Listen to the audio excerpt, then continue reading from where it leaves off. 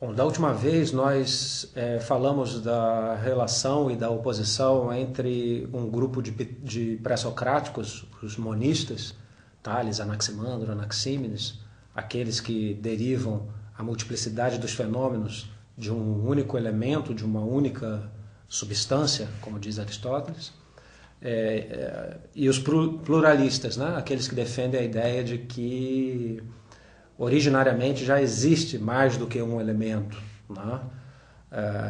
Tentei mostrar que o grande problema, os monistas são mais antigos que os pluralistas, o grande problema é que se nós obedecermos ao preceito grego do nada, nada vem, como poderíamos explicar que de um único ente adviesse posteriormente a multiplicidade dos fenômenos se não há geração desjunada, né?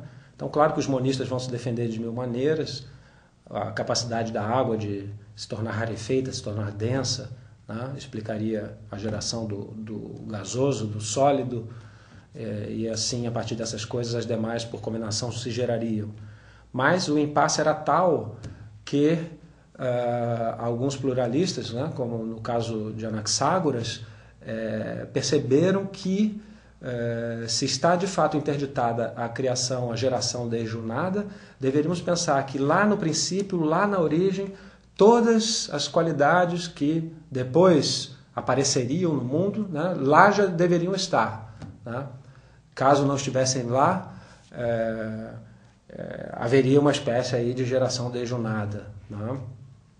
Entre essas filosofias bem diferentes entre si, né? Aquelas que conseguem de uma única entidade derivar todas as demais, e aquela que prevê já a necessidade de todas as qualidades do mundo multiforme estarem na origem, existiria, por exemplo, o Empédocles, para quem, desde que haja 4 elementos materiais e 2 forças motrizes, o amor e o ódio, todas as demais coisas seriam explicáveis a partir destas por combinação e dissociação, tá? Pois bem, hoje eu gostaria de falar da relação de outras 3 escolas pré-socráticas, né? Os pitagóricos, os eleatas e os atomistas, né? Todas as 3 do tronco italiota ou itálico, né? Mas que de alguma maneira o debate entre essas 3 escolas também tem a ver com o debate envolvendo monistas e pluralistas, como nós vimos na aula passada.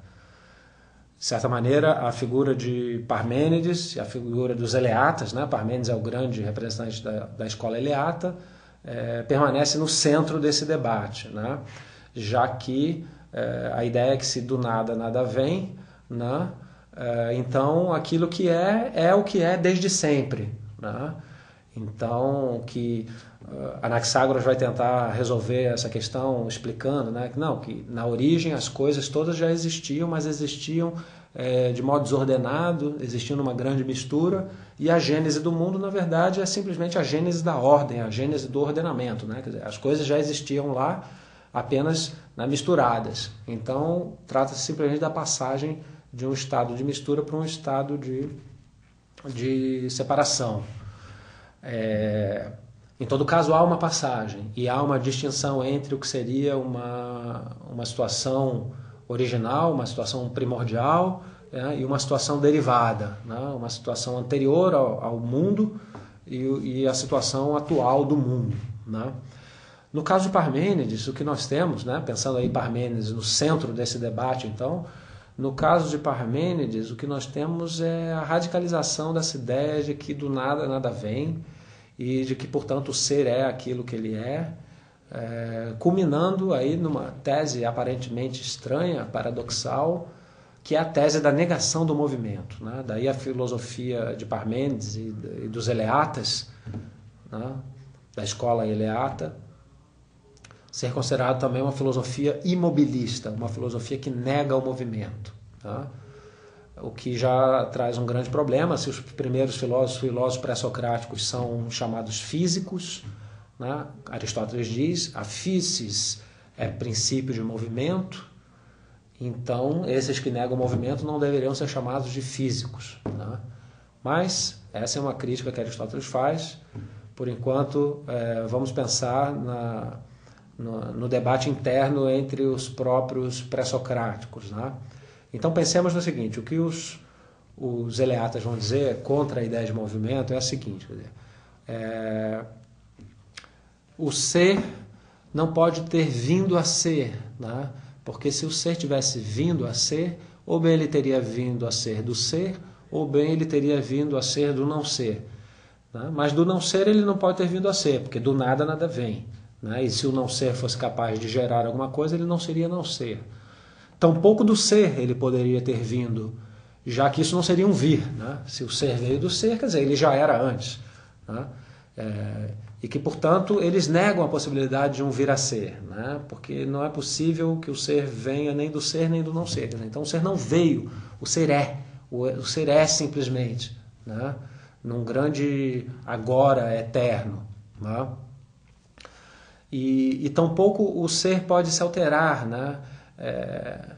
Porque vejam, eles dizem, porque não há outro além do ser, né? Só há um único ser. Eles vão dizer, se houvesse outro que não o ser além do ser, este só poderia ser o não ser, mas o não ser não há. Logo não há outro além do ser. Logo, um é o ser.